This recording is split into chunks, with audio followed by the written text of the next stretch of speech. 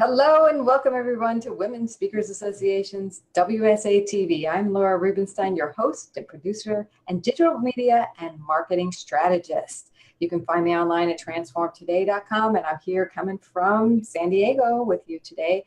And we have an incredible topic. It's about compelling and propelling your passion. Have you ever felt frustrated or perplexed that you couldn't get people along with you for the ride to your passion, to benefit from it? Would you like to know how to compel and propel people so that you can bring more people along with you? Well, I've got two experts that we're going to say hi to today to share with you their tips and strategies and advice for compelling and propelling your passions. So let's say hi to them. Hey, Meribeth. Hey, and thank you very much, and welcome to sunny Southern California. I'm near San Diego. I'm a speaker, author, and vocal coach, and you can find me at meribethdayme.com on the web. We're so glad to have you, Meribeth, and let's go over and say hi to Nikki. Hi, Nikki. Hi, everyone. Nikki Spear coming to you from Wake Forest, North Carolina, and I am the founder of Redefine Courage, and you can find me at redefinecourage.com. Awesome. I'm especially excited to have each of you here because you're both such passionate women about what you do and working with people. So I was hoping that you could share a little bit of your advice from your area of expertise on how can people propel or compel and propel their passion. Meribeth, why don't you start us off? Sure. One of the things I do is work with a lot of people giving presentations and podcasts and things like that. And they forget when they are in public who they are. And my first bit of advice is always talk to your audience as if it's your best friend. Because when we talk to our best friends at home, we are easy, we're comfortable, we use our hands, we do all kinds of things and express ourselves very easily and confidently. And an audience is no different. They're not your enemy, they're your friend. And so even if we make a mistake, best friends don't care, and neither do audiences when you really, really stick to what you want to do. So one of the analogy that I make with that is when you're in your home, it's your space. It's your energetic space and it's your physical space. So when you walk in to speak or when you're waiting to speak, make sure that everyone is in your home. That means having an imagination that will send people in 360 degrees or send your energy in 360 degrees so that everybody's in your home and everybody's welcome and you feel centered and comfortable. Those are the most important things I would say. Talk to your best friends, include them in your space, and that could be 3,000 people. So you just happen to have a very big home for 3,000 people, but they're all your friends. I love what you said about how the audience doesn't care, just like your friends don't care about how you look or, the mistakes you make, or, just talk to them authentically because we want to reach people authentically. That's brilliant. It's like, duh. Great. Thank you for that wonderful advice on how to compel people, because we are automatically compelling. That's what I'm taking away from your advice. It's like, if you be yourself, you're compelling. Okay, great. Perfect. Thank you so much. Okay, Nikki, tell us about, from your point of view, how can people compel and propel their passion? Well, thank you, Dr. Meribeth, for saying that, because I think that's amazing what you just shared with us about our audience. But I would like to interject that and just say, if you have a passion in your heart and you keep talking about it and you think about it, I think, and what I've done is so important, is just write it down. Write it down on that sheet of paper, maybe that's next to your bed or that you see, or that you can put on your corkboard or on the desk that you go to every day, maybe even on your refrigerator. Just write down your dream and your goal of what you're thinking would work. And I also definitely speak to people that you know. Another good tip is just share your idea. You never know who they might know or what they might say, or who they could contact for you, or just networking, really. That's super important. And I think another thing as well is just like Dr. Meribeth said, is being yourself, being your authentic, true self, and sharing your story of why you even have passion about this certain thing is so compelling to people. They pull up a chair, they want to listen, they want to bring you to coffee because they want to know more. How did you get to this place? And I think that starts off your dream and your fire building for what you actually want to accomplish. Fill your space and build your fire. I love it. I love it too. Thank you, Nikki. So between the two of you, the power advice here is to propel your passion forward. Really gets people more comfortable, more confident. Yes. I mean, Meribeth, you just took off all the pressure, right? Be yourself. Mm-hmm. Nikki, you said just get it out. You know, first get it out to yourself. Acknowledge it. That's going to build your confidence. You can do it, Meribeth said. Mm-hmm. So these are very intertwined pieces of advice that people can take to heart and really start compelling people towards them and propelling their passion. Mm-hmm. So thank you for your wisdom. I want to learn a little bit more about each of you and your expertise. And if anybody has questions who's listening in live, please feel free to pop them in the chat. And I want to just say hi and shout out to you all for thank you for being here. But let's get to know each of you a little bit better. So Meribeth, tell us a little bit about who you work with, what you do, your area of expertise. Okay, well, my area of expertise, let me start with that, is the human voice. It's been a passion of mine and a love of mine since I was born, basically. And it started with singing. I taught not only singing, I sang, I danced, but it also went to the science of the voice, how it worked, and all kinds of the physiological things. And then finally, to the esoteric and the spiritual aspects and how important sound is in our life, that sound and vibration are extremely extremely dear to who we are and what we are giving out from our spirit. And I often say your voice is the sound of your spirit. And so it's a real passion of mine that people sound their own spirit and that they sound their whole voice. We get such a little part of a lot of voices. And so one of my real big audiences is women, because women are just really beginning to find themselves and beginning to say, no, I can do this, but they need to have a completeness about them. And sometimes women are still sounding like little girls, so they don't understand why their message is not coming across. And for me, it's a matter of getting centered and getting grounded, and all of a sudden the voice pops out. It becomes much more of you than a partial voice. And I'll just give you a quick example. If I'm speaking like this and I've got this voice and this is my pattern, then I'm not getting my whole quality and it's not sounding like me. So and there are a lot of people who do that unknowingly, and particularly women. And I really, really want them to be themselves, because we need women right now very badly. And that's my passion.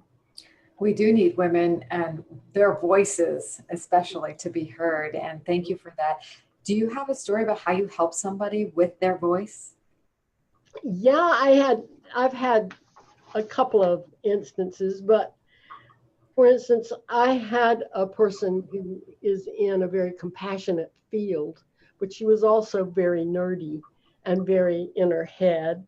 So her field and her voice and her other aspects of her didn't match. So we had to work with some perceptions that she had. And one of them was that she'd been told to, here's that word, project her voice. What she was doing was projecting her head and her neck and her voice. So as you can hear, it changed the quality of my sound. So the first thing I did was get her head over her shoulders. because it's just a simple thing. Your instrument, it's like having a clarinet. What she had was a bent clarinet, and they never going to sound good. So she wasn't connected to her whole body. So we got her head and her ears over her shoulders, and right away that made a big difference in her sound. And then secondly, we got her feet grounded, we got her grounded. Then her voice started to slow down. It had more resonance. She could be heard, and she was not tripping over all of her words, trying to get them out so fast that nobody could hear them. So basically, it was like feet on the ground, head over your shoulders. That made an amazing difference. I love your simplicity, but yet it's breaking those habits that we've ingrained in ourselves to bring out our authentic voice and our passion and compel people. Thank you for the stories and the awesome work that you've done over the years here. And I look forward to learning more from you, as well as I encourage everybody to keep up and learn from you as well. So Nikki, let's talk about you. I'd like to learn a little bit more about you, your passion, and who do you work with and what do you do? Yes, well, my passion ultimately is to make breast cancer patients and survivors feel beautiful after surgery. And so I work with a plethora of people just because the nature of the business is within the textile district and within, the medical field, and definitely with families, caregivers, friends. So I work with a lot of different people trying to fulfill this dream of mine to help these women, particularly right after cancer, with a post-op shirt that I've designed that has drain pockets inside to help with their recovery from breast surgery, any breast surgery. I've actually had it myself because I am what's considered a previvor. So I've had a preventative double mastectomy because of my family history. So that is really who I work with and what I do and what I love. What a gift that you give to women who are going through breast cancer and in the industry, and your passion is very compelling. And so tell us how you got into this and how you're compelling and propelling your passion. Sure, absolutely. Well, I feel very compelled to do what I do because I made a promise to my mom, October 15th, 2015. Actually, October 2015. I'm saying the date, but I'm not sure that's correct. And Mom and I decided to go shopping for something that she could wear. And she had decided to stop doing chemotherapy after many treatments and all of that. And so I flew to see her in New York, and we went shopping and we left with nothing. And as we were leaving the mall, I looked at my mom and I, basically told her, "You're beautiful." Even though cancer has pretty much ravaged your body, which it had after 3 surgeries and coming back on top of her skin, I promised her I would design clothing that she could wear. I started this process and wrote it down and continued to share it with people. But unfortunately, Mom was not able to wear this clothing. And I started with a post-op shirt because that is really the beginning of the journey. Most times is the surgery.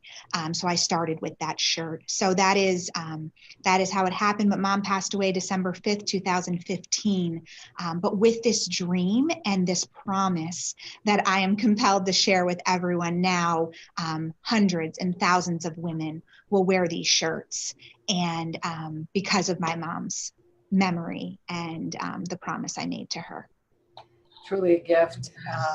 And a passion that keeps you going and a passion that will help so many other women. So thank you for staying the course and doing this. And so sorry about your mom's loss and battle there, but I see it's giving you great meaning.